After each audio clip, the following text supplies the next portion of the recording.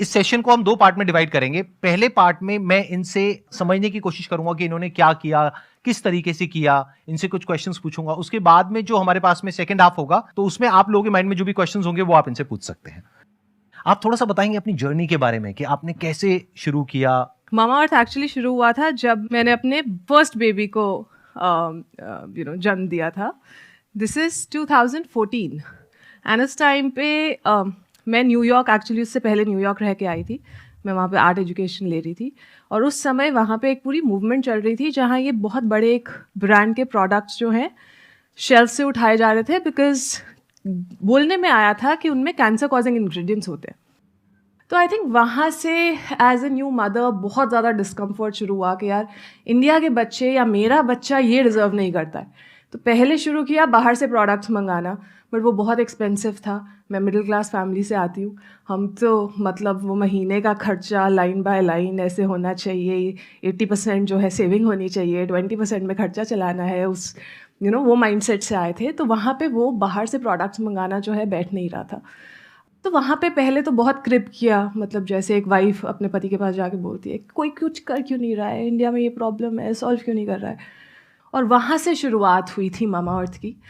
दिसंबर 2016 में हमने brand launch किया था 6 बेबी केयर प्रोडक्ट्स के साथ। और उस टाइम हमारा विजन था कि ये ब्रांड सिर्फ बेबीज़ के लिए है, उतना ही रहेगा।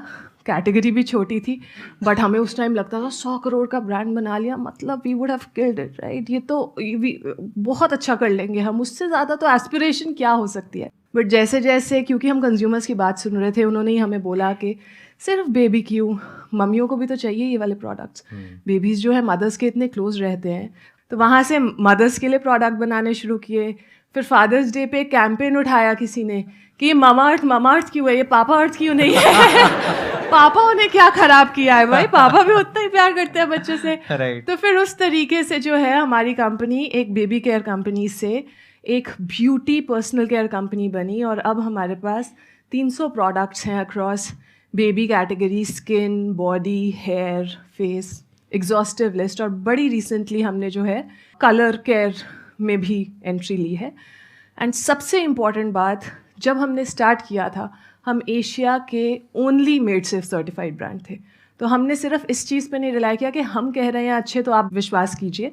हमने बोला कंज्यूमर सिर्फ तभी विश्वास करेगा अगर कोई तीसरा बंदा बोलेगा कि यार हमने टेस्ट किया, ये सही है, ये सेफ़ है। तो हमने नॉट फॉर प्रॉफिट ऑर्गेनाइजेशन है मेड सेफ, उनके साथ टाई अप करके वो एक एक प्रोडक्ट में एक एक इंग्रेडिएंट जो आप डाल रहे हैं, किस परसेंटेज में डाल रहे हैं, आपका फॉर्मूला किस वेसल में स्टोर हो रहा है, इसको जब आप पैकेजिंग कर रहे हैं तो कैसे लाइन में पैकेजिंग कर रहे हैं, जो आप पैकेजिंग यूज़ कर रहे हैं वो रिसाइक्लेबल है या नहीं। सिर्फ स्किन के लिए नहीं, इन्वायरमेंट के लिए भी सेफ़ होना चाहिए आपका पूरा प्रोसेस। तो वो सब के साथ जो है हमने मामाअर्थ लॉन्च किया। और ये कहाँ की कंपनी है, ये मेड सेफ जो आप बता रहे हैं, कहाँ की ऑर्गेनाइजेशन है ये? ये जो है ऑस्ट्रेलिया बेस्ड ऑर्गेनाइजेशन है। हमने स्टार्ट यूएस वाली के साथ किया था, बट जैसे जैसे स्केल करते रहे तो हमने ऑस्ट्रेलिया मेड सेफ को भी अपने साथ बांध लिया था। Big round of applause for whatever she has done. At present कितने एम्प्लॉइज आपकी पूरी ऑर्गेनाइजेशन में काम कर रहे हैं on a full time basis? हमारे ऑफिस में कुछ 450 लोग काम करते हैं, और अगर मैं ऑफलाइन टीम भी मिला लूँ, warehouse team, offline team, तो वो 1500 से 2000 और लोग होंगे। And it's a D2C brand, right? It's a D2C। so जब हमने स्टार्ट किया था तो हमने जो है डायरेक्ट टू कंज्यूमर बेचना शुरू किया था, मार्केट प्लेसेस से स्टार्ट किया था। और 6 महीने के बाद जो है हमने धीरे धीरे लर्न किया, जैसे जैसे कंपनी बनाई, उसमें शॉपिंग कार्ट डाला, फिर अपनी वेबसाइट से बेचा। तो पहले 3 साल हम ऑनलाइन फर्स्ट थे, 95% रेवेन्यू ऑनलाइन से ही आता था। बट जैसे जैसे हम बड़े होते रहे, और क्योंकि हम कंज्यूमर की बात सुनते हैं, तो कंज्यूमर्स ने हमें बोलना शुरू किया कि हम आपको ऑफलाइन में भी देखना चाहते हैं, क्योंकि आपके कुछ प्रोडक्ट्स हैं जो हम टच फील करके ख़रीदना चाहते हैं। तो फिर हमने ऑफलाइन एक्सपैंड करना शुरू किया। अब हम 40,000 प्लस दुकानों में अवेलेबल है। तो जब आपने शुरू किया था तो ये जो प्रोडक्ट मार्केट फिट होता है वो सबसे डिफिकल्ट होता है इनिशियली, उसको फिगर आउट करना। तो उसमें आपको कितना टाइम लगा था? तो मैं बताती हूँ, हमने दिसंबर में लॉन्च किया। अमेजोन का लॉन्च पैड लॉन्च हुआ था। पैसे तो नहीं इतने थे ज़्यादा मार्केटिंग वगैरह पे लगाने हैं, तो हमने लॉन्च पैड के साथ ही अपना ब्रांड लॉन्च कर दिया। हमने बोला आप लॉन्च कर रहे हो, हम आपके इवेंट में आएंगे, अपने ब्रांड की बात करेंगे, वहीं से लॉन्च किया। तो आई थिंक पहली सेल तो उससे अगले दिन ही आ गई थी। तो पहली सेल आई थी लाइक सेलिब्रेटिंग, उसके बाद एक एक 2 सेल आती रही रोज़ के हिसाब से, बट 15 दिन बाद, और मेरे को एग्जैक्टली डेट भी याद है, कुछ 20 दिसंबर को एक बड़ा ऑर्डर आया। वो बड़ा ऑर्डर था कि एक माँ अपने बच्चे की बर्थडे पार्टी कर रही थी और उसने बोला कि मुझे आपके प्रोडक्ट्स इतने पसंद हैं कि मैं रिटर्न गिफ्ट्स में मेरे जो है 30 हैम्पर्स जाने हैं, मैं आपके प्रोडक्ट्स देना चाहती हूँ। और उस टाइम मतलब मैं घबरा गई थी कि ये ऑर्डर कैसे फुलफिल करेंगे हम, ये तो इतना बड़ा ऑर्डर है। इतना स्टॉक नहीं होता यूजुअली जब हम शुरू करते हैं। बिल्कुल नहीं होता, राइट। काफ़ी हाथ पैर ठंडे पड़ गए थे, पर जब डिलीवर कर दिया ना ऑर्डर, उसके बाद लगा कि यार now we are in business, अब ये शुरुआत हो चुकी है, अब इसके आगे स्केल ही करना है। फिर हमने प्रोसेसेस सेट करने शुरू किए। मैंने अपना पहला एम्प्लॉय जनवरी में हायर किया था, वो आज तक हमारे साथ काम कर रहा है। पहले 6 महीने तो कस्टमर सर्विस पे भी मैं और वरुण ही बैठते थे, हमारे पास कोई कस्टमर सर्विस टीम नहीं थी। Varun is also my husband, he is also my co-founder. और उस वक्त आप डायरेक्टली आप ही अटेंड करते थे कॉल्स, अपना नाम बदल करके? नहीं, नाम बदल, हाँ नाम जी, same? Yes, hello, we are, अच्छा, हाँ, this is Mamaearth team, right. Team ही 3 लोगों की थी तो क्या करेंगे ना।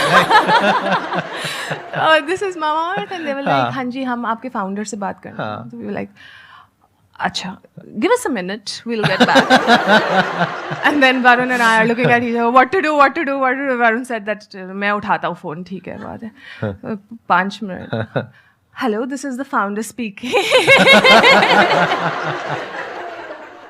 आपने अपने हस्बैंड के साथ में मिल करके इस काम को किया, हाँ जी।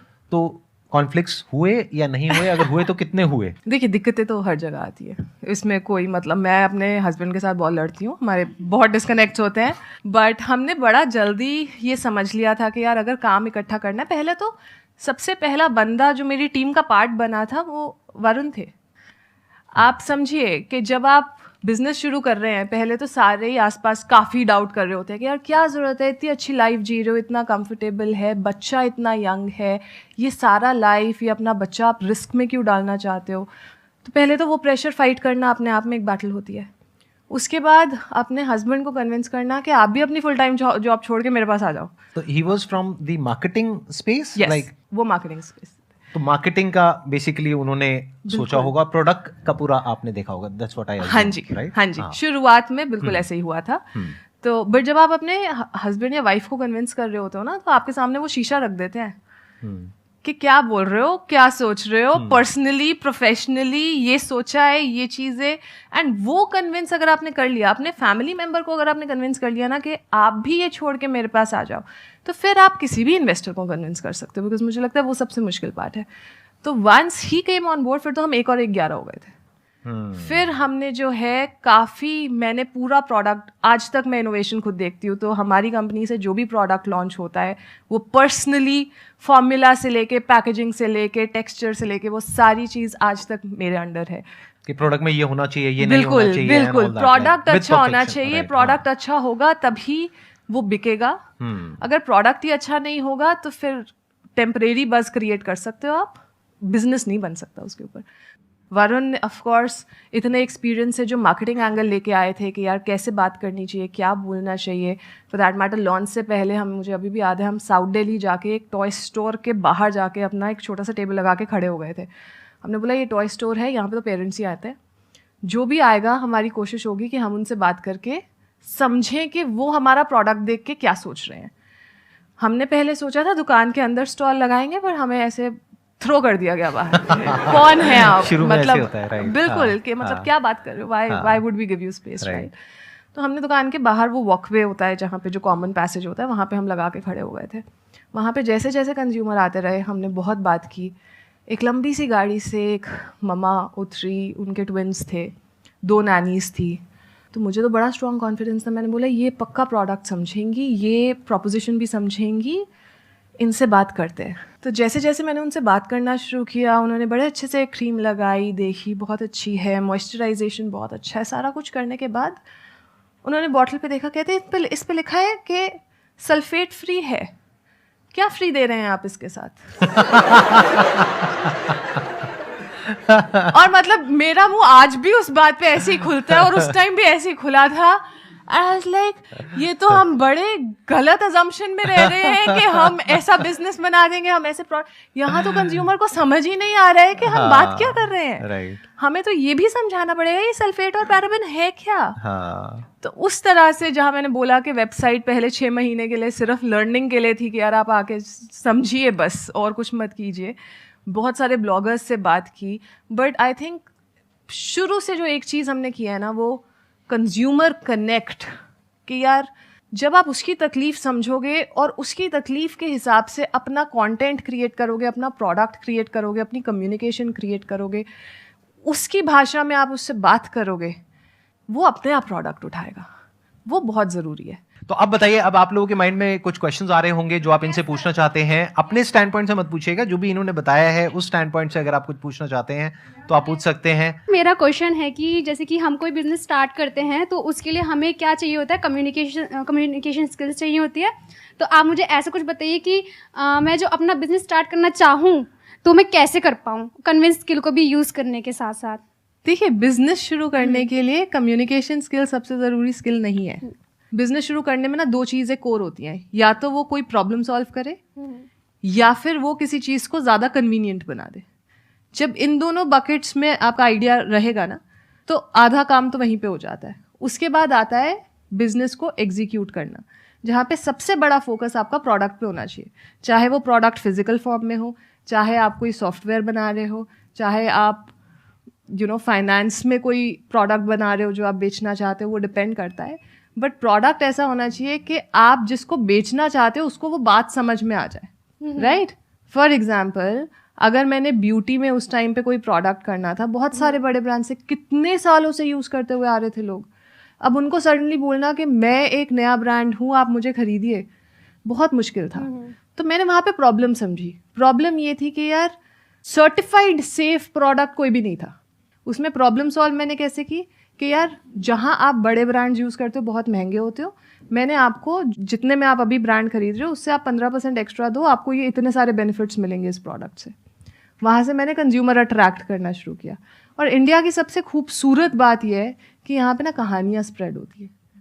एक माँ ने जब अपने बच्चे के लिए प्रोडक्ट बनाए, बाकी माँ उस प्रोडक्ट पे अपने आप भरोसा करेंगी, क्योंकि माँ वाली फीलिंग तो मतलब और कोई ब्रांड, कोई कंपनी कम्पीट ही नहीं कर सकती ना, जो केयर, जो प्यार एक माँ लेके आती है। तो आई थिंक वो कहानी